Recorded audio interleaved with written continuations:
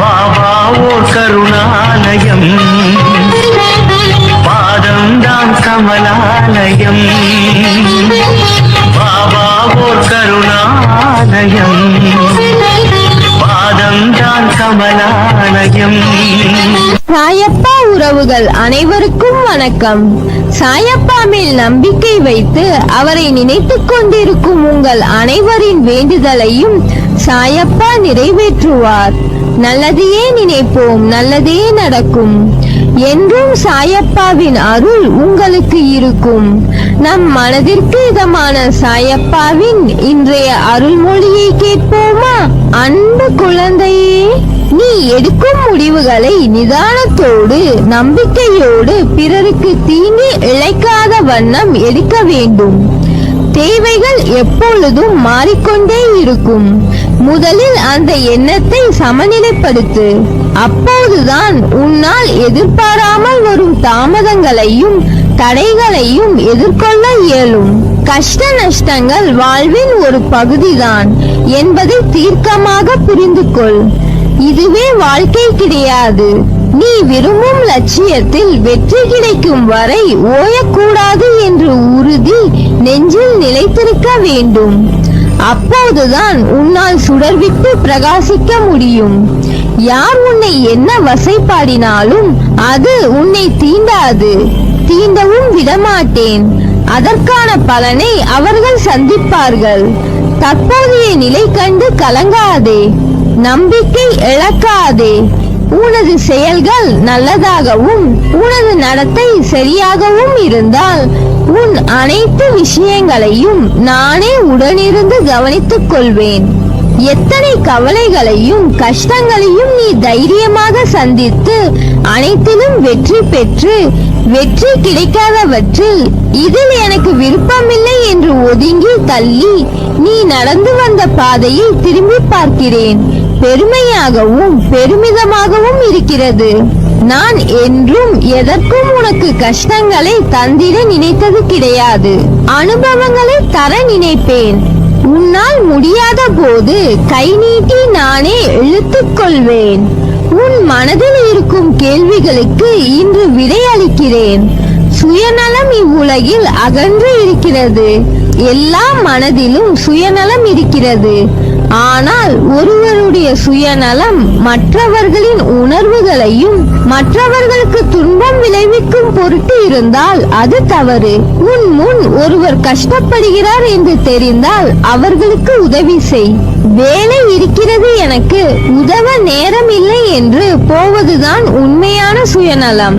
சில பேர் தாங்கள் முன்னேற வேண்டும் என்பதற்காக மற்றவர்கள் முன்னேற கூடாது என்று நினைப்பது சுயநலம். அவர்களுக்கு பொறாமையை தூண்டிவிட்டு மற்றவர்களுக்கு கெடுதல் நினைக்க வைக்கிறது. அதைதான் நான் தவறு என்று கூறுகிறேன். உன்னால் இயன்றதை உதவியாய் செய். செய்யும் உதவியை சொல்லி காண்பிக்காத யாரிடமும் நீ செய்த உதவிக்கு பயனில்லாமல் போய்விடும். நான் முன்னேற வேண்டும் என்று எண்ணுவது சுயநலம் அல்ல. அப்படி நீ சிந்தித்தால் அது மற்றவர்களின் முன்னேற்றத்தை நீ விரும்பவில்லை என்று அர்த்தமில்லை. அந்த பார்வை உன் கண்ணுக்கு புலப்படவில்லை என்று அர்த்தம்.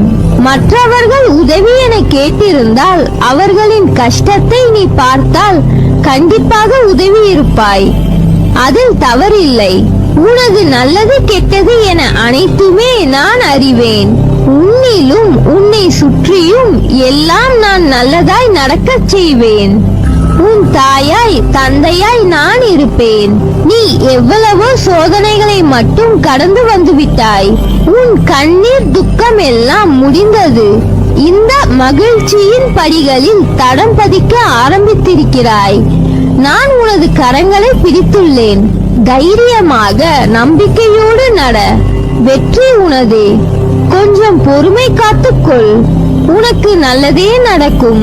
முதலில் வாழ்க்கையை நினைத்து பயப்படுவதை நிறுத்து. பயம் புத்தியை மழுங்க வைத்துவிடும். பயம் எதிர்மறை எண்ணங்களை உருவாக்கும். எனவே எதற்காகவும் பயப்படாதே. நம்பிக்கையோடு பொறுமையோடும் நீ உன் கடமைகளை செய். நிச்சயம் உன்னுடைய இந்த நிலை மாறி வாழ்வில் வெற்றி பெறுவாய். உன் கனவுகள் எல்லாவற்றையும் நான் அறிவேன். அதை தகுந்த நேரத்தில் உனக்கு நிஜமாய் அதை நினைவாக்கி கொடுப்பேன். உன்னை யார் முன்னிலையிலும் தாழ்ந்து போக விடமாட்டேன். உன்னை மிக விரைவில் வெற்றி கிரீடத்தால் அலங்கரிக்கப் போகிறேன். அதற்கு கொஞ்சம் பொறுமையாக இரு. அதற்கான வாய்ப்பையும் உனக்கு ஏற்படுத்தி தரப்போகிறேன். வாய்ப்பை உன்னுடன் நான் இருந்து அதை பயிற்றுவிக்கப் போகிறேன். உன் மனதில் ஓடும் அனைத்து எண்ணங்களையும் அறிவேன். உன்னை பின்னுக்கு தள்ளும் அனைத்தையும் நான் துரத்தி அடிப்பேன். உனக்கு முன்னேற வேண்டும் என்ற எண்ணம் தீயாய் எரிவதை பார்க்கிறேன். ஆனால் அது விதி என்னும் காற்று வீசுவதால் நெருப்பானது அங்கும் இங்கும் ஆடிக்கொண்டிருக்கிறது. அது உனக்கு சில உலகியல் நடைமுறையை புரிய வைப்பதற்கு நான் போடும் ஒரு விளையாட்டு. அதில்தான் நீ இப்போது உள்ளாய். அதை போராடி அழுகையும் துன்பமும் வந்த போதிலும் அதில் நிலை பெற்று உறுதி பூண்டாய். என்னிடம் என் குழந்தையாக ஆகிவிட்டாய். இருப்பினும் மாயையும் விதியும் உன்னை ஆட்டிவிக்கும் போது நீ கலங்குவதை பார்த்து என் மனம் துடிக்கிறது. உன்னை கலங்க விட மாட்டேன். உன்னுள் எழும் முன்னேற வேண்டும் என்கின்ற எண்ணம் இப்போது காட்டு தீயாய் உருவெடுக்கும். அதை எதனாலும் அணைக்க முடியாது. வாழ்க்கையில் எதுவும் காரணம் இல்லாமல் நடக்காது. எல்லாவற்றிற்கும் பின்னால் ஒரு காரணம் நிச்சயம் இருக்கும். அது ஒரு வழிகாட்டியாய் உன்னை அழைத்துச் செல்லும். நீ பயணிக்கும் இந்த வாழ்க்கையில் சிலர் குறிக்கோளோடு இருப்பார்கள், சிலர் குறிக்கோள் இல்லாமல் இருப்பார்கள். குறிக்கோள் என்பது ஒன்றின் மேல் மட்டும் எண்ணங்கள் இருக்கக்கூடிய அம்பு. அந்த அம்புகள் நிறைய இருக்கலாம், ஆனால் அதற்கான இடம் ஒன்றுதான். அந்த இடத்தின் மேல் மட்டும்தான் அது நிற்க முடியும். முதலில் குறிக்கோள் என்பது வாழ்க்கைக்கா அல்லது உன் வாழ்க்கையின் முன்னேற்றத்திற்காகவா? வாழ்க்கைக்கான அர்த்தத்தை தான் எல்லோரும் தேடுகிறார்கள். ஆனால் வாழ்வதற்கான அர்த்தத்தையும் நோக்கங்களையும் யாரும் தேடுவதில்லை. அதை தேடி இருந்தால் வாழ்க்கையை வென்றிருக்கலாம். காரணம், அது வெற்றிக்காக கற்ற பாடமாய் இல்லாது. உண்மையான வெற்றி என்பது யாது? அந்த வெற்றியை உணர வைக்கும் பாடமாய் அமையும். எப்படி குறிக்கோள் இல்லாத அம்பு அதன் இலக்கை நோக்கி போவதில்லையோ, அதை போலவே குறிக்கோளை நோக்கி இல்லாத வாழ்க்கையும் என்று சொல்வார்கள். அதே போல் நிலையில்லாத இடத்திற்கு குறிக்கோள் எய்துவதும் ஒன்றுதான். வாழ்க்கையை நோக்கி வாழ்வதற்கான அர்த்தத்தின் ஒரே இடமாய் கொண்ட குறிக்கோளாய் அதனை பார். உன் பாதையின் அழகை சொல்ல வார்த்தைகளை தேடுவாய். உன் வாழ்க்கையில் நம்பிக்கை, நிதானம், பொறுமை, சகிப்புத்தன்மை, உண்மையான அறநெறியில் வாழுதல், புறம் பேசாமல் இருத்தல், இதை நீ கடைபிடித்தால் உன் பாதை மேலும் சுகமான பயணமாய் அமையும். உனக்கு என் அருளும் ஆசையும் எப்போதும் உண்டு. நீ ஜெயமாக நிம்மதியுடன் நன்றாக வாழ்வாய். நீ என்னை அழைக்கும் தருவாயில் உன் சக்தி உன் மனதிற்குள் இருந்து ஆரம்பிக்கும் முன்னரே உன் முன் நான் நிற்பேன். ஏனென்றால் என் இதயத்தில் உன்னை சுமக்கிறேன். உனக்கு நான் இருக்கிறேன், இருப்பேன் என்றென்றும். உன் வேண்டுதல்கள் பலிக்கும். எல்லா சூழ்நிலைகளிலும் துணை நிற்பேன். என் வார்த்தைகள் மீது நம்பிக்கை வைத்து செயல்படு.